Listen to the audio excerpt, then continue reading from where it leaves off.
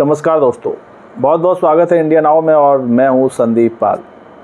हरियाणा के साथ साथ जम्मू कश्मीर में अभी विधानसभा चुनाव का ऐलान कर दिया गया है। जम्मू कश्मीर में 3 चरणों में चुनाव होंगे। पहला चरण 18 सितंबर, दूसरा चरण 25 सितंबर और तीसरा चरण 1 अक्टूबर को संपन्न होगा और फिर सभी 90 सीटों पर 4 अक्टूबर को नतीजे आ जाएंगे कि जम्मू कश्मीर में किसकी सरकार बन रही है।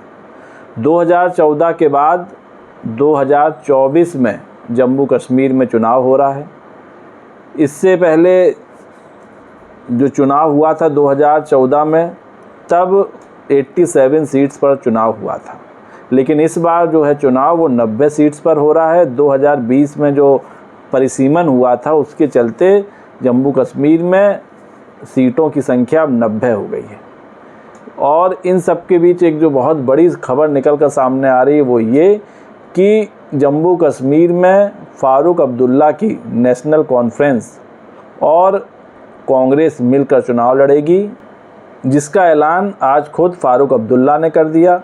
राहुल गांधी बीते 2 दिनों से जम्मू कश्मीर में ही थे, दौरे पर थे और चुनावी रणनीति बनाने के लिए गए थे, जिसमें ये निकल कर सामने आया है कि अब जम्मू कश्मीर में फ़ारूक अब्दुल्ला और राहुल गांधी की कांग्रेस मिलकर चुनाव लड़ेगी। साथ ही साथ CPIM भी दोनों के साथ रहेगी, यानी कि इंडिया अलायंस के जो मजबूत पार्टियां हैं उनमें कांग्रेस, नेशनल कॉन्फ्रेंस और CPIM रहेगी। और जब इस पूरे मामले पर फ़ारूक अब्दुल्ला से पूछा गया कि क्या गठबंधन में और भी पार्टियां जुड़ सकती हैं या कहें PDP जो महबूबा मुफ्ती की पार्टी है क्या वो भी आ सकती है, तो हालांकि इस पर उन्होंने ज़्यादा कुछ खुलकर नहीं कहा, लेकिन ये ज़रूर कहा कि दरवाजे तो सबके लिए खुले हैं, क्योंकि चुनावी मौसम है। अभी बहुत कुछ देखना और सुनना पड़ेगा आप लोगों को। कई पार्टियां इधर जाएंगी, किसी के साथ गठबंधन करेंगी, कोई गठबंधन तोड़ेगा, सीटों पे कहीं बात बनेगी कहीं नहीं बनेगी, तो अभी काफ़ी कुछ होना है। लेकिन जो बड़ी खबर निकल कर सामने आ रही है वो ये कि कांग्रेस और नेशनल कॉन्फ्रेंस जम्मू कश्मीर में मिलकर चुनाव लड़ेगी। ये बहुत बड़ी खबर निकल कर सामने आ रही है।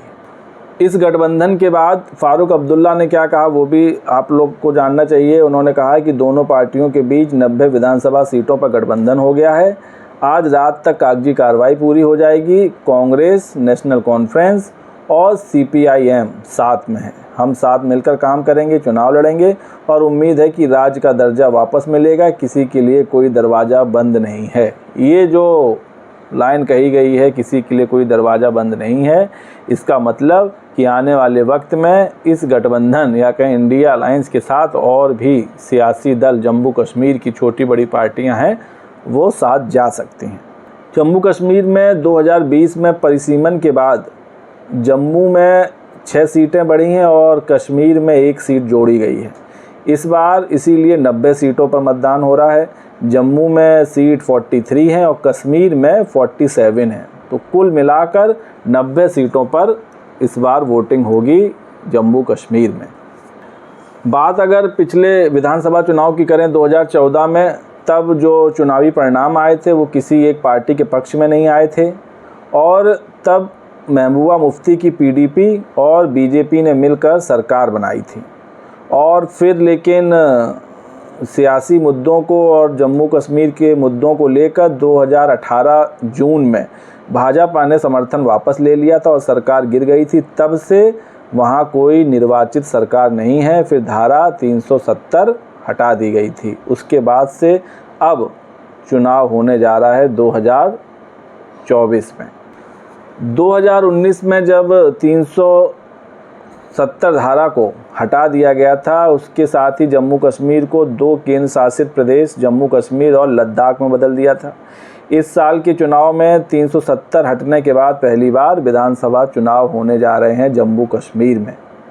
तो इसके साथ आपको पुराने आंकड़े भी दिखाते हैं। जब 2014 में विधानसभा चुनाव हुआ था तब किसको कितनी सीटें आई थीं, तो उस चुनाव में जो सबसे बड़ी पार्टी बनकर उभरी थी वो थी महबूबा मुफ्ती की PDP, जम्मू कश्मीर पीपल्स डेमोक्रेटिक पार्टी। उसने 28 सीटें जीती थी। वहीं भाजपा, भारतीय जनता पार्टी 25 सीटें जीतने में कामयाब रही थी।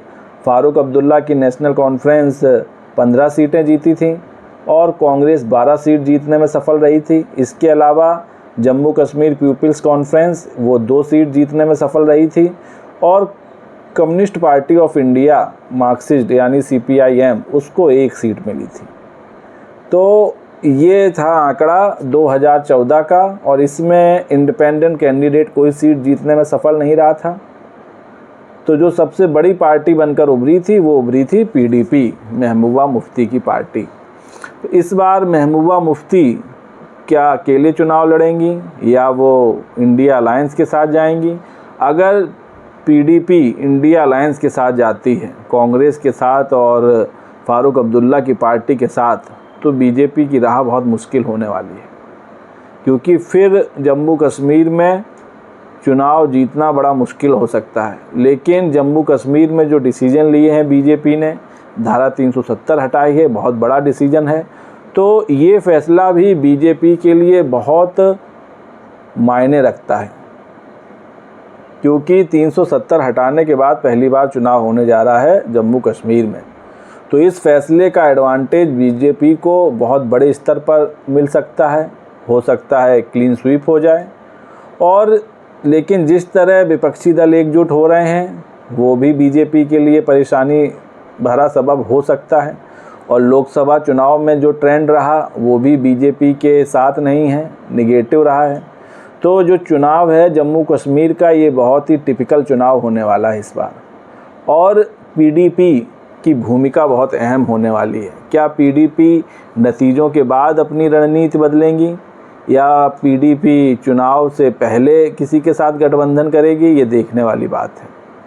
क्योंकि PDP जम्मू कश्मीर की बड़ी पार्टी में से एक है और कई बार सियासी दल नतीजे आने के बाद अपनी रणनीति बनाते हैं। और कुछ चुनाव से पहले, जैसे फारूक अब्दुल्ला पहले से भी इंडिया अलायंस के हिस्सा रहे हैं, तो ये तो जाहिर सी बात थी कि जम्मू कश्मीर में कांग्रेस और नेशनल कॉन्फ्रेंस मिलकर चुनाव लड़ेगी। लेकिन अगर PDP इनके साथ आती है तो वो बड़ी बात होगी और PDP भी इंडिया अलायंस का हिस्सा है। तो ये देखना होगा क्या PDP कांग्रेस और नेशनल कॉन्फ्रेंस के साथ मिलकर चुनाव लड़ेगी, ये बड़ी बात होगी। खैर, तो ये एक बड़ी खबर निकल कर सामने आई थी चुनाव से पहले कि जम्मू कश्मीर में कांग्रेस, नेशनल कॉन्फ्रेंस और CPIM मिलकर चुनाव लड़ने जा रहे हैं, जिसका ऐलान भी हो गया है। बस अब कागजी कार्रवाई बाकी है। तो दोस्तों, आपको क्या लगता है, क्या जम्मू कश्मीर में इंडिया अलायंस पटरी पर लौटेगा और धारा 370 हटने के बाद जम्मू कश्मीर में पहली बार किसकी सरकार बनेगी? अपनी राय कमेंट्स करके दें और वीडियो पसंद आया हो तो चैनल को लाइक, शेयर और सब्सक्राइब करना ना भूलें। तब तक के लिए नमस्कार।